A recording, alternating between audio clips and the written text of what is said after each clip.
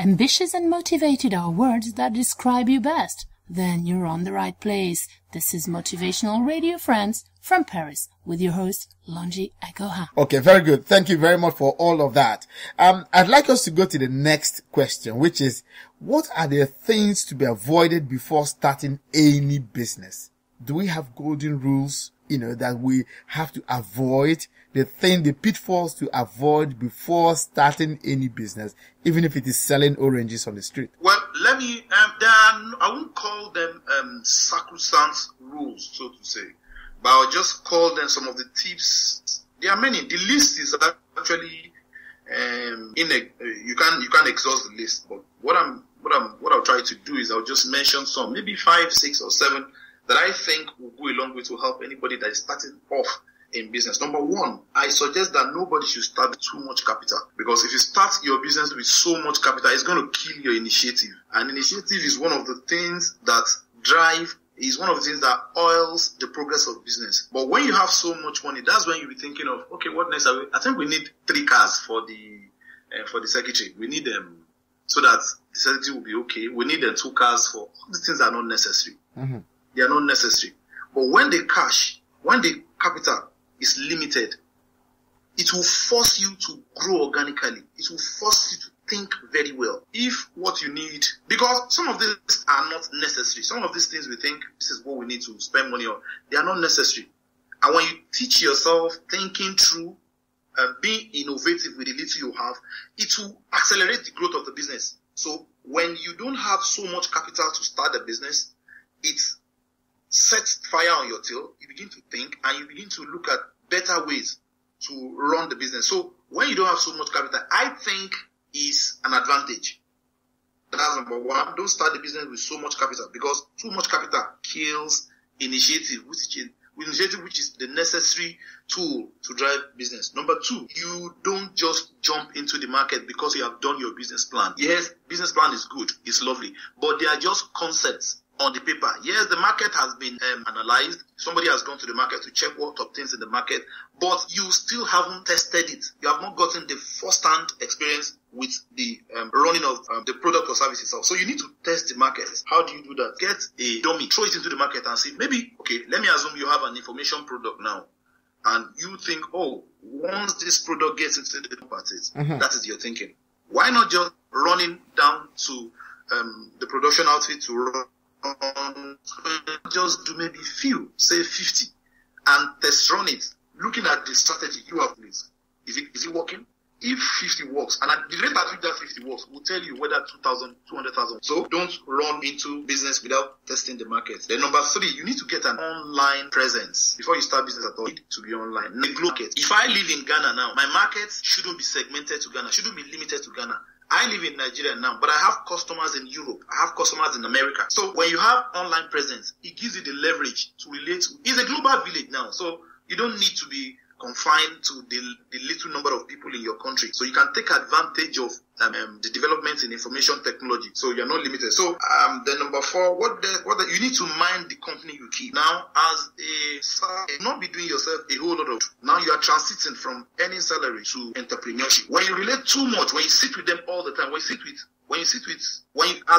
a salary earner, when you sit too much, when a large number of your friends, a large number of your associates are still salary earners, they will not be concerned what's their own business with how to grow business. Their own concern is, how do I grow my little unit? That's right. Now you begin to think like them.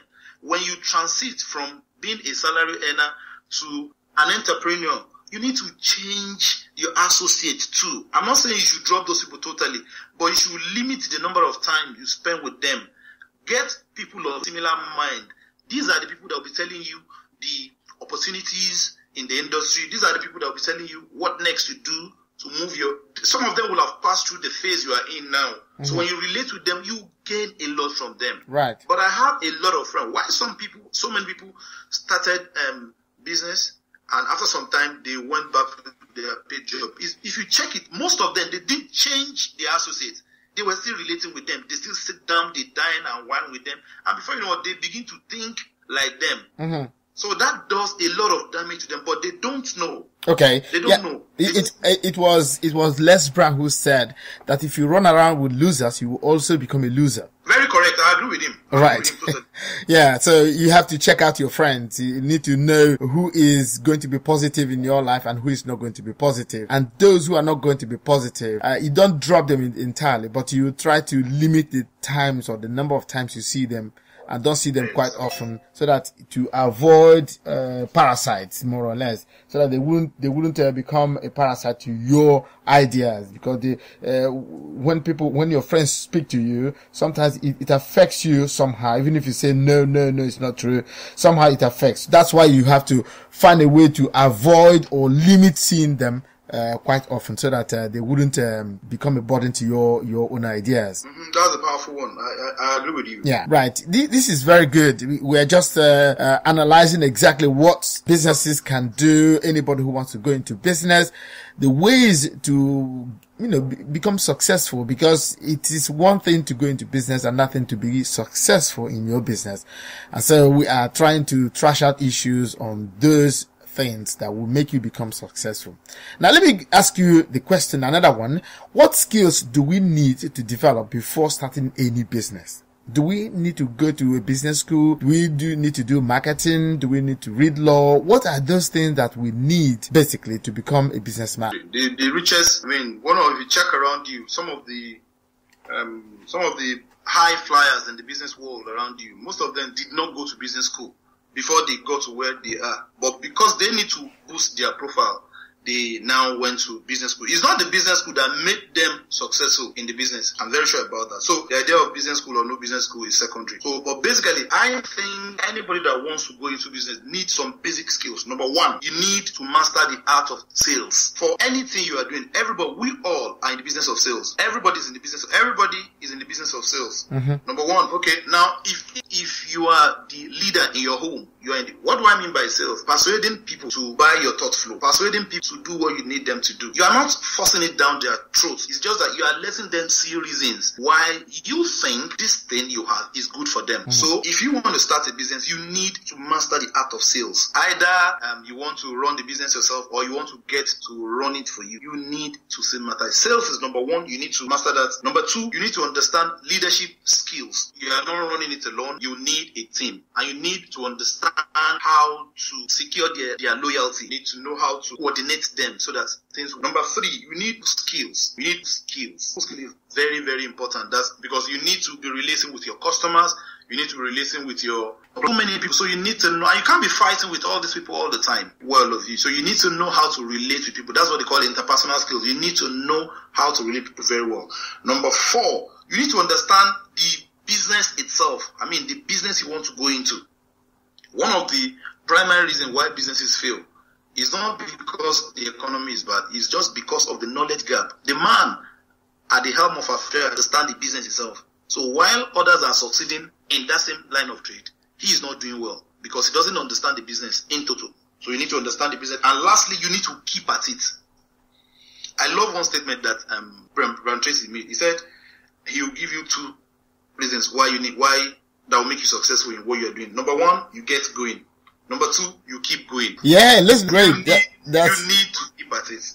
So I've mentioned I said you need people skill, you need to master the art of sales, you need leadership. Then the last one is get going. Keep at it. Keep at it. Okay. Rome was not built in a day. All right. That's it. I think even, I guess the last one is even for me one of the best because of the fact that there's consistency.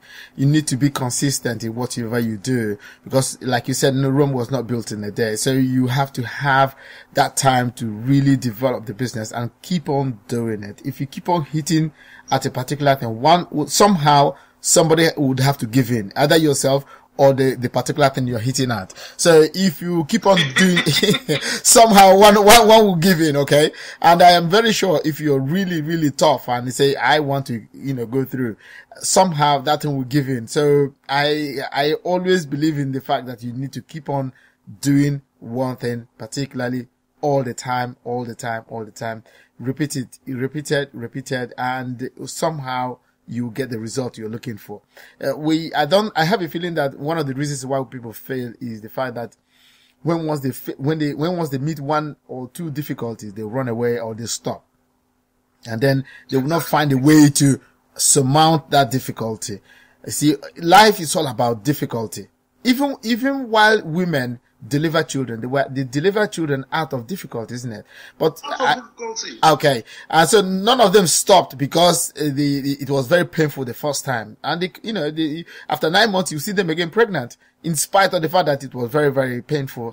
So that is also linked to business. If you want to succeed, you have to really come out and determine the price you are to pay to get what you want. Because everything we do in this world has a price. And so as soon as or as long as you are ready mentally and otherwise to pay the price of anything you want to get, then you're ready for the business, I guess. Very correct. I agree with you. Okay, that's it. So it's all about paying the price of business or paying the price of anything. People who are rich today, Bill Gates, Richard Branson, the man from Mexico, Mr. Carlos, all of them paid prices for their success. There's no way you cannot pay a price, a particular price, or if not prices, for success. Unless you are handed a golden spoon from birth, even at that, you will still have to pay the price because of notoriety. When you are very popular, people will pester you for being popular.